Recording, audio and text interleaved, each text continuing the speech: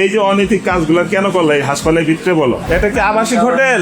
ওনার diarrhoea হয়েছে, তারপরে উনি ফাইল জমা দিল। আমরা এটা কি হয় তোমার ইয়াং একটা মেয়ে কি হয় সম্পর্কে? গার্লফ্রেন্ড। তোমরা এটা অনৈতিক কাজ এখানে কেন করো বলো?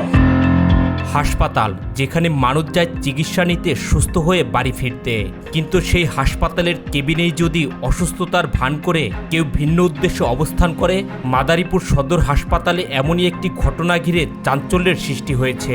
এটা কি আবাসিক হোটেল নাকি? মনে করি এটা কি কইতাছেন এরা? এটা কি আবাসিক হোটেল? আবার আটকান তো কি মনে আমার নাম রাজি। রাজীব, পিতার নাম আনাকা আনোয়ার খান, গ্রামের বাড়ি উপজেলা জেলা মাদারীপুর। এখানে এই হাসপাতালে ভর্তি হয়েছে কি সমস্যার কারণে? রাডে যাই। কাটে যায়। আচ্ছা, এই যে হাসপাতাল ওকে নিয়েছে ওর সম্পর্কে কি হয়? মেয়েটা কি হয় তোমার? ইয়াং একটা মেয়ে কি হয় সম্পর্কে? গার্লফ্রেন্ড। তোমার গার্লফ্রেন্ড? এই তোমার ও কি হয়? তোমার নাম কি? ও ছেলে তোমার কি হয়? ছেলে কি হয় বলো? ছেলে কি হয় তোমার? হ্যাঁ ভাই। কেমন ভাই? গার্লফ্রেন্ড ভাই সে বলতেছে গার্লফ্রেন্ড আর তুমি বলছো ভাই। রাত্রি বাজে একটার সময় তোমরা দুইজনে এখানে যে অবস্থান করতেছ, তোমাদের মধ্যে কেন বলো? বলো।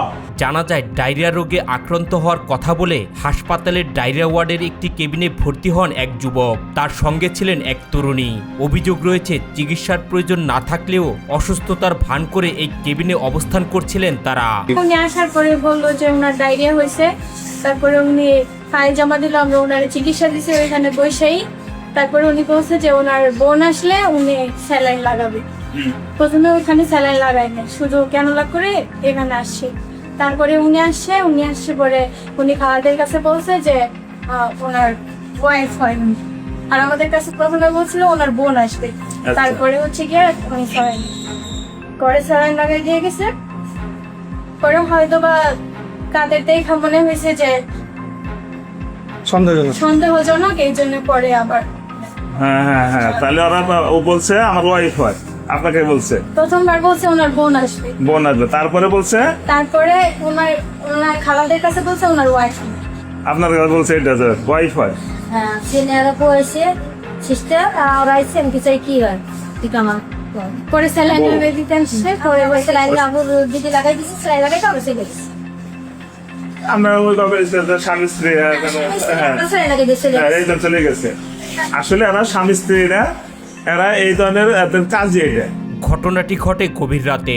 তখন হাসপাতালের অধিকাংশ রোগী ও স্বজনরা ঘুমিয়েছিলেন। হঠাৎ কেবিনটিকে ঘিরে আশেপাশের কয়েকজনের মধ্যে সন্দেহের সৃষ্টি হয়। কেবিন থেকে ভেসে আসা কিছু অস্বাভাবিক আওয়াজ তাদের সন্দেহ আরো ঘনীভূত হয়। এক পর্যায়ে কয়েকজন জানলা দিয়ে কেবিনের ভেতরে তাকিয়ে তাদের আপত্তিকর অবস্থায় দেখতে পান। বিষয়টি মুহূর্তের মধ্যেই ছড়িয়ে পড়ে পুরো ওয়ার্ডে। দুইজন কেন একটা স্বামী স্ত্রীর মতো যেখানে শুয়ে রয়েছে এক জায়গায়, আমার আনসার হিসাবে না ছাড়া আসলে কেন বলো? এটা কি হোটেল পার্ক? তাহলে এখানে কি এই কাজ চলে? এখানে আছে রুগীদের সেবা নেওয়ার জন্যে। তোমরা এরকম অনৈতিক কাজ এখানে কেন করো বলো? এই কাজ কতদিন চলছে বলো? এরকম আর এর আগে কতদিন করছো? হ্যাঁ, এর আগে কতদিন করছো এরকম বলো? ওর সাথে সম্পর্ক তোমার কতদিন ধরে? আজকে থেকে সম্পর্ক? এই সম্পর্ক কত কি সত্য কথা বলো, কতদিনের সম্পর্ক? ওই মেয়ের সাথে তোমার কতদিনের সম্পর্ক? 15-16 দিন ধরে। তাহলে ও বলছে আজকে তোমার 15-16 দিন ধরে। তালা হয়ে গেছে কেন? তুমি বলো তো এই যে অনৈতিক কাজগুলো কেন করলে এই হাসপাতালের ভিতরে বলো দুইজন? আমি কি বলছি স্যার? আমার গার্লফ্রেন্ড আমি যদি অসুস্থ তাই হোক নাকি আসবে না? তোমার গার্লফ্রেন্ড আসতে পারে রাত্রি এত রাত্রি দুইজনে এক রুমে থাকতে পারে? গার্লফ্রেন্ড এখানে ভালো তা তোরা দেখছে চলে যাবো এখানে কি অবস্থান করবে? এটা আবাসিক হোটেল। হ্যাঁ, আমি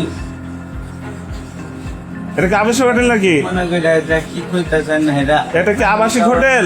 আবার আটকান তো কি মনে আটকা পরে হাসপাতালের দায়িত্বে থাকা আনসার সদস্যদের বিষয়টি জানানো হলে তারা ঘটনাস্থলে গিয়ে কেবিনের ভেতরে থাকা এই যুবক ও তরুণীকে আটক করে। জানা যায় আটক যুবকের নাম রাজীব। তিনি মাদারীপুর সদর হাসপাতালের একটি প্রাইভেট অ্যাম্বুলেন্সের চালক। বলেন উনি কি বলছে প্রথম? উনি প্রথমে এসে বলছে যে উনি হসপিটালে হচ্ছে কি অ্যাম্বুলেন্স চালান, অ্যাম্বুলেন্স চালায় বলছে না, প্রথম হিসাবে এটা বলছে। কিন্তু পরে জানতে পারলাম যে উনি অ্যাম্বুলেন্স চালায় না, উনি হসপিটালের কিছুই না। অভিযোগ রয়েছে টাকার বিনিময়ে এই তরুণীকে হাসপাতালে নিয়ে আসার পরিকল্পনা করেই অসুস্থতার ভান করে কেবিনে ভর্তি হয়েছিলেন রাজীব। ঘটনাটি জানাজানি হবার পর হাসপাতাল জুড়ে চাঞ্চল্যের সৃষ্টি হয়। পাশাপাশি প্রশ্ন উঠেছে চিকিৎসার জন্য নির্ধারিত একটি কেবিনে কিভাবে ঘটল এমন ঘটনা। একজন রোগী হাসপাতালে ভর্তি হবার পর তার সঙ্গে কে থাকছেন, কেন থাকছেন এবং কেবিনটি কী উদ্দেশ্যে ব্যবহার করা হচ্ছে, এসব বিষয় নজরদারির দায়িত্ব হাসপাতাল কর্তৃপক্ষের। কারণ হাসপাতাল শুধু একটি ভবন নয়, এটি মানুষের চিকিৎসা ও নিরাপত্তার জায়গা। সেখানে কোনো ধরনের অনিয়ম বা অপব্যবহারের সুযোগ তৈরি হলে সাধারণ রোগী ও স্বজনদের মধ্যে নিরাপত্তাহীনতা তৈরি হতে পারে। তাই অভিযোগটি সঠিকভাবে তদন্ত করে প্রকৃত ঘটনা বের করা জরুরি। ঘটনাটি নিয়ে আপনাদের মতামত কি? কমেন্ট করে জানাতে ভুলবেন না।